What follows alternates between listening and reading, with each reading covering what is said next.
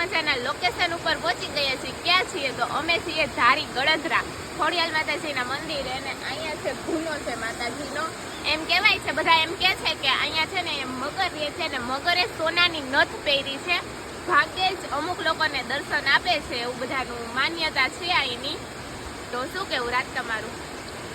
એ વાત એકદમ સાચી જ છે. મગર સ્વરૂપે ખોડિયાલ માતાજી સાત ભાગ્ય કોકને દર્શન આપે છે. હજી હજરા હજુર છે. એમ કહેવાય કે અહીંયા છે ને તમે સવા મુઠ્ઠી લાપસીની માનતા કરો ને તો તમારી બધી મનોકામના પૂરી થાય છે, એવી માન્યતા છે.